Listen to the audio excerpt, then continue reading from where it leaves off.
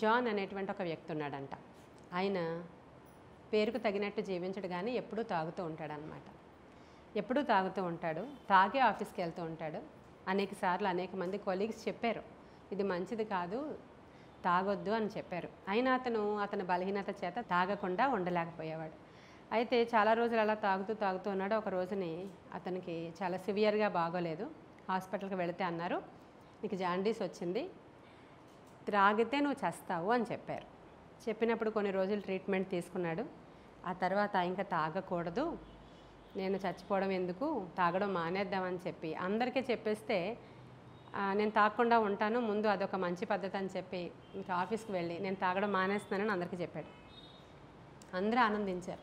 చాలా మంచిది జాన్, ఎప్పటి నుంచో చెప్తున్నాం మీకు, ఎప్పటి నుంచో చెప్తున్నాం, అయినా సరే నువ్వు రోజు తాగుతున్నావు, ఫోన్లో ఇప్పటికైనా ఆపావు కదా, చాలా మంచిది చాలా మంచిది అని అందరూ అప్రిషియేట్ చేశారు జాన్ని. ఆయన ఏం చేశాడంటే తాగకుండా ఉండడానికి ఏవో కొన్ని చేసుకుంటున్నాడు. ఇంకా తాగకూడదని నిర్ణయం చేసుకున్నాడు. రోజు ఆఫీస్కి వెళ్ళే దారిలోనే బార్ షాప్ ఉంది కాబట్టి ఇటువైపు నుంచి వెళ్లకుండా ఉంటే మంచిది, ఎందుకైనా మంచిది అని చుట్టూ తిరిగి ఆఫీస్కి వెళ్తున్నాడు. ఎందుకైనా మంచిదని చుట్టూ తిరిగి ఆఫీస్కి వెళ్తున్నాడు. వెళ్ళినప్పుడు కొన్ని రోజుల తర్వాత ఏముందిలే నేను మానేశాను కదా అని చెప్పి మళ్ళీ స్ట్రైట్గా వెళ్ళిపోవడం మొదలుపెట్టాడు. వెళ్ళిపోయినప్పుడు కొన్ని రోజులు మళ్ళీ వారం రోజులు బాగానే వెళ్ళాడు, అస్సలు చూడలేదు దానివైపు. వారం తర్వాత మళ్ళీ చూసుకుంటూ వెళ్ళాడు. ఆ తర్వాత అటువైపు చూసినప్పుడు వెళ్ళాలనిపిస్తుంది, మళ్ళీ వెళ్ళాలనిపిస్తుంది. అనిపించినప్పుడు ఆ రోజున అనుకున్నాడంట, నేను వెళుతున్నప్పుడు కానీ ఆ షాపు బయట నా బండి పెట్టడానికి పార్కింగ్ ప్లేస్ ఖాళీగా ఉంటే ఒకసారి వెళ్ళొస్తాను లోపలికి అనుకున్నాడంట. చూసి వెళ్ళాడు. వెళ్ళినప్పుడు పార్కింగ్ ఖాళీగా లేదు. ఖాళీగా లేనప్పుడు ఏం చేయాలి, వెళ్ళిపోవాలి కదా. అదే వీధిలో 9 రౌండ్లు వేసాడంట. 9వ రౌండ్కి ఖాళీ అయింది. ఇది నీ చిత్తం అనుకుంటున్నాను ప్రవ్వా, ఇక్కడ ఖాళీ అయింది ఇప్పుడు, కాబట్టి నీ చిత్తం అనుకుంటున్నానని అక్కడ బండి పెట్టి లోపలికి వెళ్ళి తాగేసి వచ్చాడంట. ఇది మనం జాన్ గురించి మాట్లాడుకుంటున్నప్పుడు మనకి ఇది నవ్వులాగా ఉంది. అనేక మంది గుర్తొచ్చారు కూడా, ఇలాగే అని ఇలాగే తాగేస్తారు, అది నిజం, అది సహజం. మరి సామెతల గ్రంథం 25వ అధ్యాయం 28వ వచనంలో ఏముందంటే, ప్రాకారము లేక పాడైన పురం ఎంతో తన మనస్సును అణుచుకోలేనివాడు కూడా అంతే. ప్రాకారము లేక పాడైన పురము ఎలా ఉంటుంది అంటే మనకు అందరికీ తెలుసు, చుట్టూరు వాల్ లేదు, కాంపౌండ్ వాల్ లేదు, ఫెన్సింగ్ లేదు, ఏది కూడా చుట్టూరు కంచె లేని కారణంగా అనేకమైనటువంటి పశువులు వస్తాయి లోపలికి, మనుషులు వస్తారు లోపలికి. ఒకవేళ ఆ పురం లోపల ఉంటే ఒక ఇల్లులాగా ఉంటే దాని తలుపులు కూడా ఊడపెరుక్కొని వెళ్ళిపోతారు. విలువైనవి ఏమీ ఉంచరు, విలువ లేనివి కూడా ఉంచరు, వాళ్ళకి అసలు అవసరం లేదు అవి. అయినప్పటికీ ఆ తోటలో ఉన్నటువంటి చిన్న పిందెలను కూడా కోసుకెళ్ళిపోతారు. ఎందుకంటే దానికి కంచె లేదు కాబట్టి, దానికి ఎవరు కావలిదారులు లేడు కాబట్టి.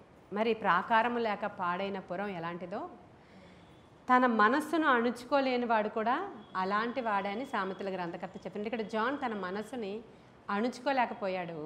అణుచుకోలేని దాన్ని మళ్ళీ ఎవరికి పెట్టారు, దేవుడికి పెట్టాడు. ఇక్కడ కానీ ఈ పార్కింగ్ ప్లేస్ ఖాళీగా ఉంటే ఇది దేవుని చిత్తం అనుకుని వెళ్తూ అవుతాడంట.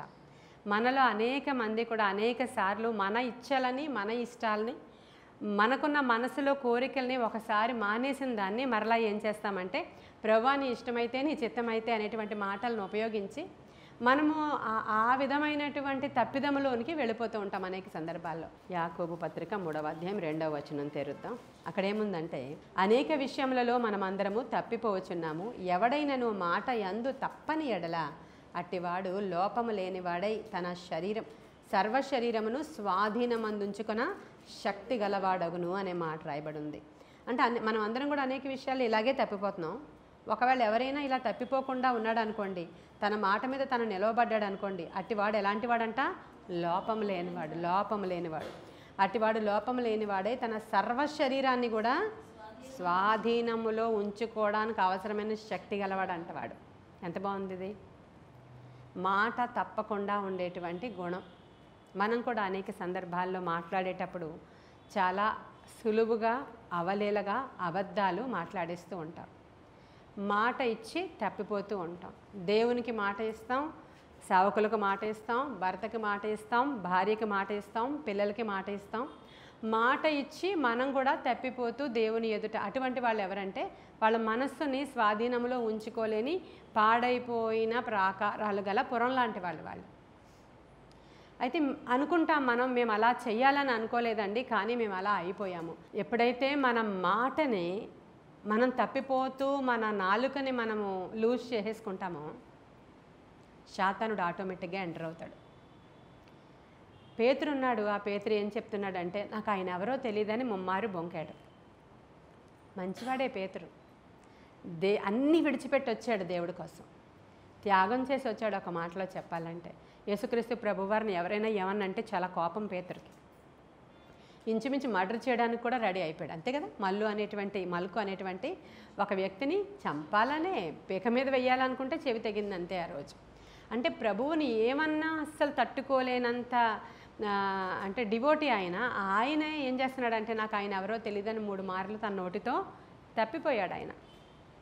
కొన్ని సందర్భాల్లో సాతానుడు ఎక్కడ చిన్న ఛాన్స్ దొరుకుతుందా దానిలో నుంచి ఈ యొక్క శరీరంలోనికి ఎంటర్ అయిపోదామా అని వాడు చూస్తూ ఉంటాడు. నోటి ద్వారా, చెవి ద్వారా, కంటి ద్వారా. అసలు దయ్యాలే లేవు, సాతానుడే లేడంటారు కొంతమంది సేవకులు. దయ్యాలు సాతానుడు లేకపోవడం ఏంటి అసలు? ఆఖరిలో దేవుడు బంధించేది వాడినే కదా. ఎఫెసీయులకు రాసిన పత్రిక 6వ అధ్యాయంలో మనం పోరాడుచున్నది వాటితోనే కదా. ఇంకా ముందుకు పోతే ప్రభువు మీరు వెళ్ళండి, స్వస్థపరచండి, దయ్యాలను వెళ్ళగొట్టండి అని చెప్పారు కదా. ఇన్ని చెప్తే దయ్యాలు లేవు, భూతాలు లేవు, చేతబడులు లేవు, బ్లాక్ మ్యాజిక్ లేదు, ఏమీ లేదు. కావాలంటే ఆ నిమ్మకాయలు తెచ్చి నాకు ఇవ్వండి, నేను జ్యూస్ తాగుతానంటారు ఒక పాస్టర్ గారు. ఒక పాస్టర్ ఏమో అదేదో నాకు చేయండి అంటాడు. అంటే ఇవన్నీ కూడా వాళ్ళు దేనితో వాళ్ళు బైబిల్ని అసలు దయ్యాలు లేవని వ్యతిరేకిస్తున్నారంటే వాళ్ళల్లో కూడా ఇవి పనిచేస్తున్నాయి. మరంతే. ఎందుకంటే దేవుడు చెప్పిన వాక్యములో ఉన్నవి. ఎందుకంటే ప్రతి వ్యసనము వెనకాల ఒక దురాత్మ ఉంటుంది. నేను చెప్పేది మీకు అదే. ఇప్పుడు ప్రతి వ్యసనము వెనకాల ఒక దురాత్మ. ఇప్పుడు ఈ జాన్ వ్యసనము వెనకాల ఒక దురాత్మ ఉంది అక్కడ ఖచ్చితంగా. అతడు తన ఇష్టం కాదు, అది నిజంగా విడిచిపెట్టాలనుకున్నాడు. అది మానేస్తే మంచిదని ఆ రూట్లో కూడా వెళ్ళలేదు. ఇంకొకసారి ఆ రూట్లో వెళ్ళేటప్పుడు తన మనస్సుని అణుచుకోలేకపోయాడు. తన మనసును అణుచుకోలేక ఆ విధంగా మొత్తానికి అనేక మంది ఇదే మనసును అణుచుకోలేక ఏం చేస్తారంటే, అదిగో పలానా అబ్బాయి కానీ నాకు ఈరోజు అక్కడ కనిపిస్తే ఇక నేను నిర్ణయించుకున్నాను వాడే నా బాయ్ ఫ్రెండ్ అని. ఒకసారి ఒక అమ్మాయి నా దగ్గరికి వచ్చింది, తెలిసిన అమ్మాయే. ఆ అమ్మాయి చెప్పింది అనమాట, అక్క మీరు నీ డ్రెస్ ఒకసారి ఇస్తావా, నేను రైల్వే స్టేషన్కి వెళ్ళాలి అని అడిగాను. దేనికంటే ఈరోజు సో అండ్ సో అబ్బాయి వస్తున్నాడు, నాకు కొంచెం నేను ఇంటికి వెళ్ళాలంటే వేరే ఎక్కడికో మధురవాడ అవతలకు వెళ్ళాలి, మంచి డ్రెస్ లేదు, నేను వెళ్తాను అక్క, ఈ రోజుగా నా అబ్బాయి అక్కడ కనబడితే నేను నిర్ణయం తీసుకుంటాను ఆ అబ్బాయి అని అంటే, అప్పుడు నాకు ఇవన్నీ నిజంగా తెలియవు. ఇది 20 సంవత్సరాల క్రితం మ్యాటర్ అది. అలా కూడా అనుకుంటారా అనుకుంటున్నాను లోపల, నిజంగా తెలియదు నాకు. అప్పుడు వెళ్ళింది, మరి నాకు గుర్తులేదు మిగతా స్టోరీ దొరికాడో లేదో నాకు గుర్తులేదు, కానీ ఆ అమ్మాయి మాత్రం వేరే అబ్బాయిని పెళ్లి చేసుకుని వెళ్ళిపోయింది. ఇలాగ అనేక మంది ఉంటారని నాకు ఇలాంటి ఇన్సిడెంట్స్ ద్వారా తెలుస్తూ ఉంటుంది నాకు. ఆ అబ్బాయి కనబడితే వాడే నా బాయ్ ఫ్రెండ్ అని, వాడినే నేను చేసుకోవాలని వాళ్ళని వాళ్ళే మోసపరుచుకుంటూ మభ్యపరుచుకుంటూ, ఈరోజు నాకు కానీ ఆ కార్యం జరిగిపోతే ఇది అదే దేవుడి చిత్తమే అని నేనే నిర్ణయం చేసుకుంటానని, ఇది దేవుని చిత్తం కాకపోతే నా చేతిలోనికి వస్తుంది ఏంటి అని అనవసరమైనటువంటి వ్యర్థమైన వస్తువుల్ని కూడా చాలామంది ఇళ్లల్లో ఉంచుకుంటూ ఉంటారు. చాలా వెండి ఉంగరాలు దొరుకుతాయి చాలామందికి, ఇత్తడి ఉంగరాలు దొరుకుతాయి చాలామందికి. అటువంటివి ఏవైనా తీసుకుని మీరు చేతికి పెట్టుకోవడం ద్వారా చాలా పెద్ద ప్రమాదాలు జరుగుతాయి. ఎందుకంటే అవి మంత్రించి వాటి చేతికి పెట్టుకున్నప్పుడు పర్టికులర్ దురాత్మలు వాటి ద్వారా పనిచేస్తూ ఉంటాయి. ఇవన్నీ కూడా చాలామందికి వాళ్ళు అనుకుంటారు ఇది నాకు దొరికింది కాబట్టి ఇది నాదే, అది వెండవని బంగారం అవని ఎత్తడవని రాగవని ఇది నాదే అనుకుంటూ ఉంటారు చాలామంది, ఇది నాకు దొరికింది కాబట్టి. కానీ కాదండి, ఇలాంటి ద్వారా కూడా దురాత్మలు వాళ్ళ జీవితాల్లోనికి ఎంటర్ అవుతాయని చాలామందికి తెలియదు. ఇప్పుడు ఇక్కడ జాన్ విషయంలో ఆ వ్యసనం అనేటువంటి దురాత్మ మరలా అతన్ని లోపలికి ఈడ్చుకుని పోయింది. ఇప్పుడు పేతురు నోటి ద్వారా ఒక తప్పిదాన్ని చేస్తున్నాడు, బొంకెడు. ఆయన బొంకెడి ఒక గుణం, ఆ బొంకే గుణం కూడా దురాత్మల ద్వారానే ఎక్కువగా వస్తూ ఉంటుంది. అందుకని ప్రభు ఏం చేశారంటే తిబిరయ సముద్ర తీరం దగ్గరికి ఆయన ప్రత్యక్షమై, అంటే ఆయన చనిపోయి తిరిగి లేచిన తర్వాత ప్రత్యక్షమై వాళ్ళందరితో మాట్లాడిన తర్వాత చేపలు కాల్చుకొని భోజనం తినిన తర్వాత వాళ్ళు ఆ సంగతులన్నీ మాట్లాడుకున్న తర్వాత అప్పుడు పేతురుతో మాట్లాడడానికి కూర్చుంటారు భోజనం అయిన తర్వాత. యోహాను సువార్త 21వ అధ్యాయము 15వ వచనం నుంచి 14 నుంచి చూస్తే మీరు, యేసు మృతులలో నుండి లేచిన తర్వాత శిష్యులకు ప్రత్యక్షమైనది ఇది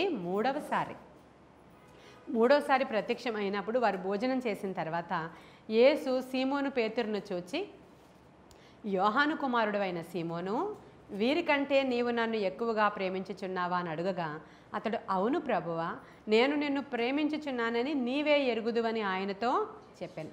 ఇలా 3 సార్లు అడుగుతారు అక్కడ దేవుడు. 3 టైమ్స్. ఎన్నిసార్లు బొంకాడు? 3 సార్లు అతని నోటితో అతను బొంకాడు. 3 సార్లు అడగాల ఇక్కడ ప్రభువు అంటే? అదే నోటితో ఒక ఒప్పుకోలు చేయిస్తున్నారు ప్రభు. నీవే గనక నీ నోటితో బొంకావు కాబట్టి అని రాయబడలేదు అక్కడ, కానీ 3 టైమ్స్ అడుగుతున్నాడు, నీవు నన్ను ప్రేమిస్తున్నావా అంటే అవును ప్రభువా. 2వసారి, 3వసారి అయితే నా మందను నీవు మేపు అని చెప్తాడు ఆయన. ఎప్పుడైతే మనము కొన్ని విషయాలలో తప్పిపోయిన వారముగా ఉన్నామో, ప్రతి విషయానికి కూడా దేవుని దగ్గరికి వెళ్ళి ఒప్పుకోలు చేసుకోవలసిన వారమై ఉన్నాం. ప్రభువా, నేను నా నోటి మాటల దోషం నన్ను ఈడ్చుకొని పోతుంది. నా అప్పులు తీరకపోవడానికి కారణం నా నోటి మాటల దోషం. నా ఇంట్లో ఎప్పుడూ గందరగోళం రావడానికి, నా జీవితము శాపగ్రస్తం అయిపోవడానికి కారణం నా నోటి మాటల దోషం. అనేక సందర్భాలలో ఇదే నోటితో నేను చాలా సందర్భాలు ఇదేం జీవితం, ఎందుకు వచ్చిన జీవితం, ఇది కూడా ఒక జీవితమేనా, ఇది అవసరమా, నాకేనా ఇవన్నీ అని నేను అనేక సార్లు ఈ నోటితో నేను దూషించి చెడిపోయాను ప్రభా. నేను ఒప్పుకోలు చేసుకుంటున్నాను అని ఎప్పుడైతే నువ్వు ప్రభువు సన్నిధిలోనికి వెళ్ళి నిజమైన పశ్చాత్తాపముతో మీరు ప్రార్థన చేసుకుంటారో అప్పుడు కానీ ఆ దోషం బయటికి పోదు. ఇది ఖచ్చితంగా క్లియర్గా బైబిల్లో మనకు రాసున్నటువంటి సత్యమే. ప్రతి విషయంలో ప్రార్థనా విజ్ఞాపనల చేత దేవుణ్ణి మీరు సమీపించండి. మన నోటి మాటల దోషాన్ని కడిగి వేసుకోవాలి. పశ్చాత్తాపపడి దేవుని దగ్గరికి వెళ్ళి, నీవు ఆ రోజు ఏదో తొందరపడి మాట్లాడేశావు, అవును వాళ్ళందరూ అలా ఉన్నారు కాబట్టి నేను మాట్లాడాను, నేను అలాగే మాట్లాడతాను, ఇలాగే ఉంటాయి నా మాటలు, ఇంతే మరి నేను ఇంతే, నేను ఇలాంటి దాన్నే అని నువ్వు అన్నావంటే నువ్వు అలాంటి దానివే. అలా అనకుండా ప్రభు దగ్గరికి వెళ్ళి మన నోటి మాటల దోషాన్ని మనం కడిగి వేసుకోవాలి. నేను ఇంతే ఇలాగే ఉంటాను, నువ్వు అది చేసావు కాబట్టి మాట అన్నాను, నువ్వు చేయకపోతే నేను అనను కదా అని నువ్వు సమర్థించుకుంటావు. తిరుగుబాటుతనము సోదె చెప్పుటతో సమానమని 1వ సమూయేలుకు రాసిన గ్రంథము 15వ అధ్యాయం 23వ వచనంలో ఉంటుంది. నువ్వు ఇలా తిరుగుబాటు మాటలు మాట్లాడావనుకో నువ్వు సోది చెప్పేదానివే. నీ నోరు ప్రవచనాలు పలికే నోరు కాదు, దేవుని మాటలు పలికే. నువ్వు అలా చేసావు కాబట్టి నేను ఇలాంటి మాటలు ఉపయోగించాల్సి వచ్చినాయి అని శాపగ్రస్తమైన మాటలు ఎవరితోనైనా నువ్వు మాట్లాడుతూ ఉన్నప్పుడు నీవు చేసిందే నీ నెత్తి మీదకి ఖచ్చితంగా వస్తుంది. అనేక మంది జీవితాలలో ఇలాంటి దర్శనాలు వస్తున్నప్పుడు, ప్రొఫెసీస్ వచ్చినప్పుడు తెలిసిన విషయాలనే నేను మీతో మాట్లాడుతూ ఉన్నాను. ఎందుకు ప్రొఫెసీస్ కొన్ని దర్శనాలు వస్తాయి, ఎందుకంట వాళ్ళకి ఇలా ఉంది అని ప్రార్థన చేసినప్పుడు ప్రభువు చూపిస్తారు, ఆమె నోరు సరిగ్గా లేదు, ఆమె సణుగుడు ఎక్కువగా ఉంది కాబట్టి దేవుడు వాళ్ళని ఆశీర్వదించాలనుకోవట్లేదు. కొన్ని సందర్భాలలో వాళ్ళు దేవుని లెక్క చేయకుండా ఉన్నారు కాబట్టి వాళ్ళకి ఆశీర్వాదం రావడం లేదు. అప్పుడు వాళ్ళు సరి చేసుకోవాలి. నేను అప్పుడు వాళ్ళని పిలిచి చెప్తాను, సరి చేసుకోండి అని. ఆ రోజు ఏడ్చి ప్రార్థన చేస్తారు, 3వ రోజు మళ్ళీ మామూలే. ఇప్పుడు ప్రతి వ్యసనానికి కారణం ఈ దురాత్మలని నేను అంటున్నాను. నేను ప్రతి వ్యసనానికి, అబద్ధములు ఆడేది కూడా ఒక దురాత్మ, అబద్ధం ఆడేది కూడా ఒక దురాత్మ. వాళ్ళు ఇంకా ఏమీ అవసరం ఉండదండి, ఊరికినే అబద్ధం ఆడతారు వాళ్ళు. అసలు అది అబద్ధం ఆడాల్సినటువంటి విషయం ఏం కాదు. ఫర్ ఎగ్జాంపుల్ చిన్న కూర, అసలు ఆ కూర వండుకుంటే నువ్వు చికెన్ అని చెప్తే పక్కన వాళ్ళు ఎక్కడ అడుగుతారో అని నాది కాకరకాయ అని చెప్పి వదిలేస్తావు నువ్వు. అంటే ఎక్కువ కంటే అది చాలా చిన్న ఎగ్జాంపుల్ మీకు నేను చెప్పాను. అబద్ధం ఆడాల్సిన అవసరత అది నిజంగా కాదు. అబద్ధములు ఆడకూడదు అసలు క్రైస్తవులు. కానీ ప్రతి చిన్న విషయానికి కూడా ఎక్కువగా అబద్ధాలు ఆడే నైజము చాలామందిలో ఉంటుంది. అపవాదికి వాళ్ళు చోటిస్తారనమాట. అపవాదికి వాళ్ళు చోటిచ్చినప్పుడు అందుకనే అననీయ సపీరాల దగ్గర పేతురు అంటాడు, ఎందుకు నువ్వు దేవుణ్ణి పరిశుద్ధాత్మని మోసం చేస్తున్నావు, నువ్వు పరిశుద్ధాత్మను అంటే అబద్ధం ఆడితే ఇంక దేవుణ్ణి మోసం చేసేసినట్టయినా ఒకసారి ఆలోచించండి మీరు. అబద్ధం అనేది ఎంత డేంజరస్, చాలా డేంజరస్ అది అబద్ధం ఆడడం అనేది. కాబట్టి తిరుగుబాటు స్వభావం ఎలాంటిది అంటే సోద చెప్పుటతో సమానం అంట. అంటే తిరుగుబాటు మాటలు, పైగా నువ్వు ఇలా చేస్తున్నావని అన్నావా తిరుగుబడిపోయి మాట్లాడతారు వాళ్ళు, అలాగే అంటారు. అప్పుడు నువ్వు నెమ్మదిగా ఉండమని బైబిల్ నేర్పిస్తుంది నీకు. నీ అత్తగారు అలాగే అంటారు, నువ్వు నెమ్మదిగా ఉండమని బైబిల్ నేర్పిస్తుంది. నువ్వు పరిశుద్ధాత్మ పొందుకున్న దానవైతే, పొందుకున్న వాడవైతే ఆ లక్షణాలు ఖచ్చితంగా నీ జీవితంలో కనబడాలి. ఆ ఆత్మఫలాలు లేకపోతే నీ భక్తి వ్యర్థం, నువ్వే వ్యర్థం అసలు. అంతే కదా? నేను చెప్తున్న మాటలు కరెక్టేనా, కరెక్ట్ కాదా? ఇంకెందుకు ఆత్మఫలాలు నాకు కావాలి, కృపావరాలు నాకు కావాలి, ప్రార్థనలు కానీ ఇంత సేపు కేటాయించుకుని ఇక్కడికి వచ్చేయడం ఎందుకండి? వాళ్ళు తిడుతూ ఉంటారు, తోటికోడలు ఏదో అంటది, అత్తగారు ఏదో అంటది. అలా అంటున్నప్పుడు కూడా మనము మన యొక్క మనసును కానీ మన నోటిని కానీ స్వాధీనమందు ఉంచుకొని మనము ఆత్మఫలం పొందుకున్న వాళ్ళం, పరిశుద్ధాత్మను పొందుకున్న వాళ్ళం. మనం అలాగే ఉంటే దేవుడు అక్కడ కార్యం చేసి చూపిస్తాడు. అలానే కక్షా కార్పణ్యాలు మన జీవితంలోంచి వద్దు. ఈ నోటి మాటల దోషం అస్సలే వద్దు. నా జీవితం ఇలా ఉందనే కదా, నా కర్మ ఇలా ఉందనే కదా నువ్వే శపించుకుంటున్నావు. అందుకే పేతురు నుంచి దేవుడు మాట్లాడాడు. ఆ మాటలు ముమ్మారు బొంకాడు, ముమ్మారు కన్ఫెస్ చేయించేశాడు దేవుడు. అక్కడ ముమ్మారు కన్ఫెస్ చేయించేశాడు. ఈరోజు చాలామంది రోగాలు రావడానికి కారణం వెనకాల ఉన్నటువంటి దురాత్మలే అని పాల్ యాంగెచ్ అనేటువంటి ఆయన పుస్తకాలు చదివితే, ఒకసారి ఒక ఆవిడకి పక్షవాత రోగం వచ్చి మూతంతా వంకరైపోయి, కన్నంతా వంకరైపోయి, వన్ సైడ్ అంతా ఇదంతా ప్యారలైజ్ అయిపోయినటువంటి ఒక స్త్రీని తీసుకొని వస్తారు. అందరికీ ప్రార్థన చేసినప్పుడు స్వస్థతలు అయిపోతున్నాయి, కానీ ఆవిడకి అవ్వడం లేదు. ఆయన ఎంత ప్రార్థన చేసినా అవ్వకపోతే అప్పుడు ఆ రోజంతా కేటాయించుకున్నాడు ఆయన. అందరూ వెళ్ళిపోయిన తర్వాత ఈయన ఆఫీస్ రూమ్కి ఆవిడని రమ్మని చెప్పి కూర్చోపెట్టి ఆవిడతో మాట్లాడి కౌన్సిలింగ్ చేస్తూ ఆవిడ గురించి వివరాలు కనుక్కుంటూ ఉంటే ఆవిడ చెప్పింది, అవును మా అత్తగారు అంటే నాకు అంత కోపం, అవును అని ఇవన్నీ విషయాలు చెప్తే, అమ్మ నా భర్త అంటే ఇంకా కోపం అని చెప్పింది. ఎందుకని అంటే ఆవిడేవో కొన్ని విషయాలు చెప్పింది. నీవు దాంట్లోంచి బయటకు వస్తేనే ఇదంతా నీ శరీరంలో ఉన్న అనారోగ్యం అంతా బయటికి పోతుందా అని చెప్పినప్పుడు కౌన్సిలింగ్ చేయాల్సి వచ్చింది. ఆ తర్వాత ఆవిడని ఇమాజినేషన్లోనికి తీసుకెళ్లాల్సిన అవసరత వచ్చింది. చాలా సందర్భాలలో ఇలాంటి గడ్డు అంటే మనం ఒప్పుకోలేనటువంటి ఈర్ష్య, ద్వేషము, కడుపు మంట ఇవన్నీ కూడా దేని ద్వారా వచ్చినాయి అని అంటే మన ఈర్ష్య ద్వేషాల ద్వారా మనమే తెచ్చుకుంటాం. దాని వెనక ఒక దురాత్మ ఆమెను పట్టుకుని పీడిస్తుంది. అంటే ఆ దురాత్మకి అవకాశం దొరికింది ఈమె ఈర్ష్య ద్వారా, ఈమె ద్వేషం ద్వారా. అప్పుడు దానిని గద్దించి బైండ్ చేసి ఆ పాస్టర్ గారు ఆమెను దానిలో నుంచి బయటకు తీసుకొచ్చాక క్షమాపణ గుణం ఎప్పుడైతే ఆవిడలో నుంచి వచ్చిందో ఆమె హీల్ అయిపోయింది. అక్కడ కొన్ని సందర్భాల్లో ప్రతి రోగానికి వెనక ఒక దురాత్మ వేలాడుచున్నట్లు చాలామంది సేవకులు చూశారు. ఒక క్యాన్సర్ అనేది ఒక దురాత్మ. ఆ లివర్ని పట్టుకుని అది హ్యాంగ్ అవుతున్నట్టు వేలాడుతున్నట్లు ఒక సేవకుడు చూసి ఆ దురాత్మని గద్దిస్తాడు. స్మిత్ విగిల్స్వర్త్ అనే ఆయన ఆ దురాత్మని కడుపులో తన్నాడు ఒకసారి ఒక ఆవిడ్ని. అది చాలా పెద్ద దుమారం రేపింది, పేపర్లో కూడా వెళ్ళిపోయింది. సేవకుడు ఏంటి కడుపులో తన్నడం ఏంటని, ఆయన కంటికి కడుపులో వేలాడుతున్నటువంటి దురాత్మ కనబడుతుంది. అందుకని ఆయన పొట్ట మీద తన్నాడు. ఆయన తన్నినప్పుడు అది యాక్సెప్టబుల్ కాదు. ఒక నోటి మాటతో దేవుని యొక్క పవర్ని దేవుడు నోటితో పెట్టాడు. ఎందుకంటే ఆయన చెప్పాడు, మీరు భూమి మీద దేన్ని బంధిస్తారో పరలోకంలో నేను దాన్ని బంధిస్తాను, కాబట్టి మీరు నోటితో ప్రవచించండి, కార్యం జరిగిపోతుంది అని ఆయన చెప్పాడు. కొంతమంది సేవకులు కొన్ని రకాలు అలానే వాళ్ళని తప్పు పట్టలేం. ఇప్పుడు ఏవేవో మాట్లాడుతున్న వాళ్ళ గురించి కూడా మనం ఏమీ మాట్లాడొద్దు, కానీ మనం బైబిల్లో ఉన్నటువంటి విషయాలనే ఆధారాలతో మనం చూస్తూ ఉన్నాం ఇక్కడ. కాబట్టి ఈరోజు వ్యసనం అనే దురాత్మతో ఎడవబడుతున్న బిడ్డలు యవ్వనస్తులు ఇళ్లలో ఉంటే దానికి కారణం వాడు దుష్టుడు ఏలుబడి చేస్తున్నాడు. ప్రాకారము లేక పాడైన పురము వలె నా కొడుకున్నాడు. కాబట్టి దేవా నీవు ఖచ్చితంగా ఈ కార్యం జరిగించు. ఒకవేళ అది నా తప్పిదమే అవ్వచ్చు, నా కొడుకు అలా అయిపోవడానికి కారణం నా తప్పిదమే, నాకు పనిష్మెంట్ ఇవ్వడానికి బహుశా ఏమైనా ఇలాగ వచ్చిందేమో అని నీ తప్పిదాలు మొదట నువ్వు ఒప్పుకో, నీ తిట్లు మొదట నువ్వు ఒప్పుకో, నీ శాపనార్థాలు మొదట నీవు ఒప్పుకుని దేవుని దగ్గర అవి కడిగి వేసుకున్నానే నిశ్చయత కలిగినప్పుడు అప్పుడు ఆ దుష్టుడిని మన ఇంట్లో నుంచి తరిమి వేస్తాం. అందుకే ఇవన్నీ చేయడానికి ముందు ఏం చేయాలంటే మొదట ఆ బలవంతుడైన వాడిని బంధించాలి అని రాయబడి ఉంది. మత్తయి సువార్త 12వ అధ్యాయము 29వ వచనం. మత్తయి సువార్త 12వ అధ్యాయము 29వ వచనంలో 28 నుంచే నేను చదువుతాను. ఇక్కడ యేసుక్రీస్తు ప్రభు వారితో ఆర్గ్యుమెంట్ అవుతుందండి. ఆర్గ్యుమెంట్ అవుతూ ఉన్నప్పుడు ప్రభువుని అంటున్నారు, దయ్యాలు పట్టినవాడు అంటున్నారు మన ప్రభువుని.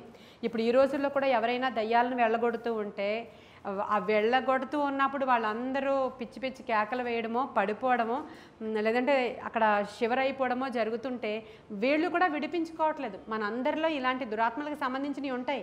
పర్టికులర్ పవర్ మందిరంలో రిలీజ్ అవుతున్నప్పుడు, విడుదల పరిచర్య జరుగుతున్నప్పుడు, మీ సేవకులకు అలాంటి అథారిటీ ఉన్నప్పుడు మీరు ఖచ్చితంగా రిసీవ్ చేసుకుని ఆ దురాత్మల నుంచి కూడా విడిపించుకోవాల్సిన అవసరత ఉంది. సణుగుడు దురాత్మ నుంచి, శపించే మాటలు మాట్లాడే దురాత్మ నుంచి, లేకపోతే తిండిపోతుతనం అనే దురాత్మ నుంచి, నిద్రపోతుతనము అనే దురాత్మ నుంచి, వీటి నుంచి విడిపించుకోవాలి. ప్రభు ట్రై చేస్తాడు, విడుదల పరిచర్య జరుగుతుంది. కానీ మీరు ఏమనుకుంటారంటే ఇప్పుడు నాకు అసలు ఏమీ లేదు, నేను రిసీవ్ చేసుకోగల.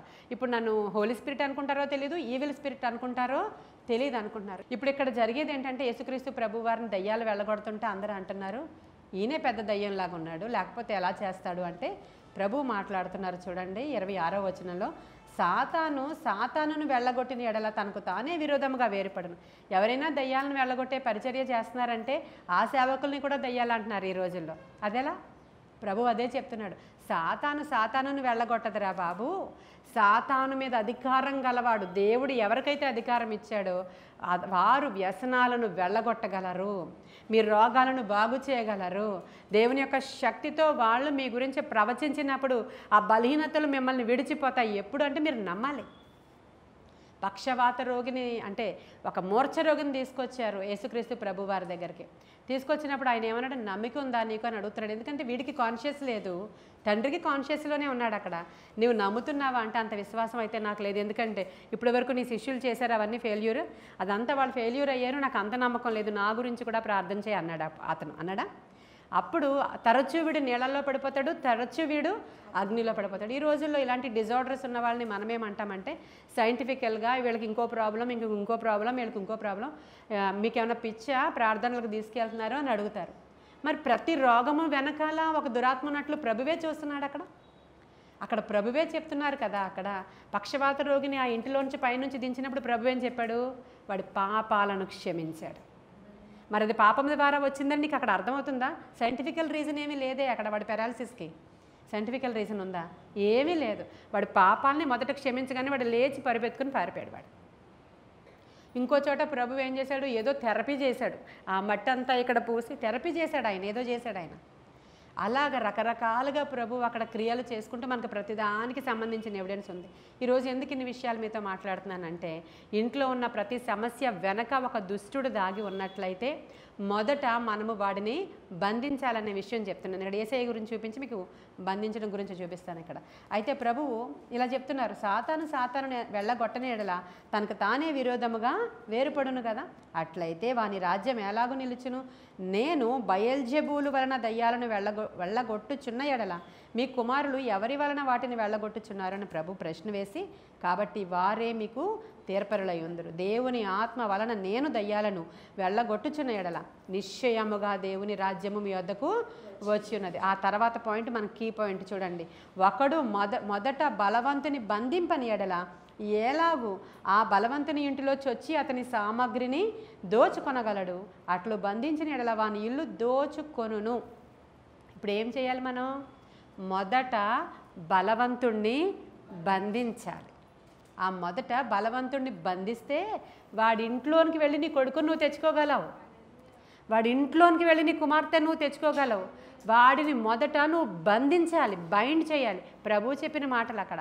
మొదట వాడు బలవంతుడు కాబట్టే దేవుడు నీకు సర్వాంగ కవచాన్ని ఇస్తున్నాడు. దయ్యాలు లేకపోవడం ఏంటండి? చేతబడులు లేకపోవడం ఏంటి? బ్లాక్ మ్యాజిక్లు లేకపోవడం ఏంటి? అవన్నీ సాతాను రాజ్యం సగము మట్టుకు అలుమేసుకుని ఉంది. ఎక్కడ చూసినా డార్క్ అంటే అవన్నీ డార్క్ స్పిరిట్స్, అవన్నీ కూడా వాళ్ళ రాజ్యాలు ఉన్నాయి, సాతాను చర్చెస్ ఉన్నాయి, సాతాను తాంత్రికులు ఉన్నారు, మంత్ర విద్యలు చేసేవాళ్ళు ఉన్నారు, దానికి సంబంధించిన పుస్తకాలు ఉన్నాయి. దేనిలో నుంచి వాడు చొరబడి వస్తాడో ఎవరికీ తెలియదు. అనేక మంది సేవకులు అవ్వచ్చు, ఇంకా విశ్వాసులు అవ్వచ్చు, వాళ్ళల్లో అవి ఏలుబడి చేస్తున్న కారణంగానే వాళ్ళు చాలా విపరీత బుద్ధితో మాట్లాడుతూ ఉంటారు, క్రిటిసైజ్ చేస్తూ ఉంటారు, లేకపోతే ఏవేవో పనులు చేస్తుంటారు. అప్పుడు ఒక కాపరు అలా చేసినప్పుడు పాస్టర్లు అందరూ అంతే అంటూ ఉంటారు. ఆ వెనకాల కూడా దుష్టుడు వాళ్ళ యొక్క బలహీనతలను బట్టి ఈడ్చుకొని పోతూ ఉంటాడు. మొదట వాడిని బంధించాలని ప్రభువు చెప్పినప్పుడు వాడు బలవంతుడు. మొదట బలవంతుడిని బంధించిన ఎడల వాడి ఇంట్లోకి వెళ్ళి ఎలా దోచుకోగలుగుతావు నువ్వు? ఎందుకని అంటే వాడి ఇంట్లో పెట్టాడు ఈ పిల్లలందరూ. ఎంతమంది డ్రగ్ అడిక్ట్స్ అయిపోతున్నారు, ఎంతమంది త్రాగుబోతులు, వ్యభిచార సంబంధమైన దురాత్మలు, లివింగ్ హాస్టల్స్, ఇవన్నీ ఎక్కడెక్కడ ఎందుకు ఇవి పెరిగిపోతున్నాయి అంటే వాళ్ళందరినీ వాడు బంధిస్తున్నాడు. ఆ బలవంతుడిని మనం బంధించగలిగితే ఖచ్చితంగా ఎలా బంధిస్తామండి అంటే ప్రభు అంటున్నాడు, ఎవరైతే 2-3 నా నామం పేట కూర్చొని భూమి మీద దేన్ని బంధిస్తారో అది పరలోకంలో నేను బంధిస్తాను. హల్లెలూయా. ఆ మాట చెప్పారు ఆయన 18:18 మత్తయి సువార్త. భూమి మీద మీరు వేటిని బంధింతురో అవి పరలోకమందు బంధింపబడును, భూమి మీద మీరు వేటిని విప్పుదురో అవి పరలోకమందు విప్పబడునని మీతో నిశ్చయముగా చెప్పుచున్నాను. మరియు మీలో ఇద్దరు తాము వేడుకొని దేని గూర్చి అయినను భూమి మీద ఏకీభవించిన యెడల అది పరలోకమందున్న నా తండ్రి వలన వానికి దొరుకునని మీతో చెప్పుచున్నాను. హల్లెలూయా. కాబట్టి ఇప్పుడు మనము బంధించగలము, విప్పగలము, బంధించగలము, విడిపించగలం. మన నోరు దేవుని ఆత్మచేత నింపబడినదై ఉండాలి. మనం ప్రార్థనలు చేసేవాళ్ళమై ఉండాలి. ఆత్మఫలాలు కలిగిన వారమై ఉండాలి. ఎస్పెషల్లీ దేవుడిచ్చే కృపావరాలు కలిగిన సేవకులకి ఈ యొక్క ఖచ్చితమైనటువంటి పవర్ ఉంటుంది. నమ్మాలి ఫస్ట్ మనం, అప్పుడు మన బిడ్డలు ఖచ్చితంగా విడిపించబడతారు. మనలో అనేక మంది బిడ్డలు విడిపించబడడం చూస్తున్నాం, వ్యసనాలు పారిపోవడం చూస్తున్నాం. మనం కూడా మన బలహీనతలు ఉంటాయి, తిండిపోతుతనం, తిరుగుబోతుతనం, మాట మీద నిలబడలేనటువంటి నైజం, ఇవన్నీ కూడా వాటి ద్వారా వస్తుందని నువ్వు నమ్మితే వాటి నుంచి విడిపించబడ్డానికి అడగాలి ప్రభువుని. అంతే తప్ప మభ్యపరుచుకుంటారు చాలామంది. నాకేమీ లేదు, నేను చాలా మంచిదాన్ని, మిగతా వాళ్ళు అందరూ చెడ్డోళ్ళే, అందరూ చెడ్డోళ్ళే, వాళ్ళు ఒక్కళ్ళే మంచోళ్ళు లోకంలో. నాకు అలాంటి ఏ అవలక్షణాలు లేవు, నన్ను ఇలా అన్నారు కాబట్టే నేను అన్నాను అనే మాట చాలా తప్పండి. అంటారు వాళ్ళు మిమ్మల్ని ఏదైనా అంటారు, కానీ అలా అంటున్నప్పుడు మీ ఫలం పరలోకంలో అధికమవుతుందని నీకు తెలిస్తే, వాక్యం నీకు తెలిస్తే, నీ బలహీనత అది నీకు వచ్చింది. చాలా సందర్భాల్లో ఒక పాస్టర్ గారు అయితే డెరిక్ ప్రిన్స్ అనేటువంటి ఒక ఆయన ఉంటారు. ఆయన అసలు వచ్చిన ప్రతి రోగానికి, ఇంట్లో జరుగుతున్న ప్రతి సిట్యుయేషన్కి, నీకు వచ్చినటువంటి ప్రతి సమస్యకి వెనకాల ఉన్నటువంటి ఆ దుష్టుడి యొక్క స్వభావాన్ని, ప్రభావాన్ని బయటకు తీసుకొచ్చి చూపించాడు. పెద్ద బుక్ రాశాడు ఆయన. ఆయన ఒక డాక్టర్, ఆయన మిలిటరీ డాక్టర్. ఆయన దేవుని సేవలోనికి వచ్చిన తర్వాత ఎన్నో సంవత్సరాల నుంచి ఏడవబడుతున్న ఆయన సమస్యలు, అవన్నిటి విషయంకి దురాత్మలు ఎలా దాక్కొని ఆ ఇంటిని చిన్నాభిన్నం చేస్తాయో ఆయన అన్నీ క్లియర్గా రాసుకొచ్చాడు. కాబట్టి మనం నమ్మమని, అసలు దేవుడే చెప్తున్నాడు మీరు వెళ్ళి దయ్యాలను వెళ్ళగొట్టండి అని. ఏం పని ఆ మాట రాయడానికి అక్కడ ఆయనకి? అప్పుడు మనం అనుకుంటున్నాం 2 కూరలు వేసుకొని వచ్చిందేమో అది. అలా ఏం కాదు, మన అవలక్షణాలే. మనం ఛాన్స్ ఇస్తాం, మన ఇంట్లోనికి వస్తాయి. ఆయన రాస్తున్నాడు అనమాట. ఒక స్త్రీ వ్యభిచారం ద్వారా ఒక గర్భాన్ని ధరించింది, ఆ తర్వాత భర్త ఉన్నాడు ఆమెకి, కానీ ఆ తర్వాత పుట్టిన కుమార్తె 11 ఏళ్ల నుంచే వ్యభిచారిగా తయారైందంట. అంటే కడుపులో ఉన్నప్పుడే ఆ దురాత్మ బిడ్డ మీద అటాక్ చేయడం మొదలుపెట్టింది. ఆ అమ్మాయిని విడిపించడానికి 24 గంటల సమయం పట్టింది మా టీంకి అని రాశాడు ఆయన. అంటే ఒక విడుదల పరిచర్య చేశారనమాట వాళ్ళు. ఇంకా అమ్మాయిని కౌన్సిలింగ్ చేస్తూ ఒక చోట ఉంచి ప్రార్థన చేసి రెస్ట్లెస్గా అమ్మాయి మీదే వాళ్ళు ప్రార్థనలు చేసి ప్రభు రక్తాన్ని ప్రోక్షించడానికి.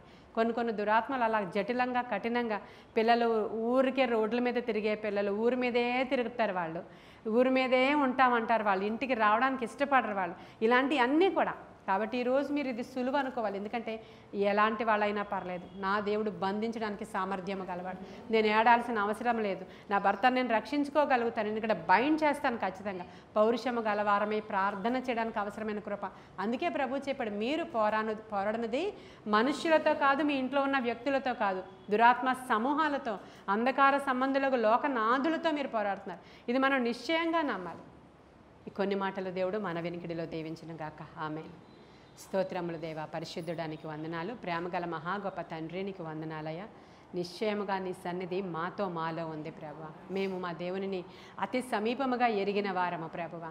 నాయన బొంకెడి నైజాన్ని, చెడ్డ మాటలు మాట్లాడేటువంటి మా నోటి మాటల నాయన అయా ప్రభావము ద్వారా ఏడవబడుతున్నటువంటి కుటుంబంలో ఉన్న సమస్యల్ని నజరేయుడైన యేసు నామంలో బయటికి పమ్మని గద్దిస్తున్నాను.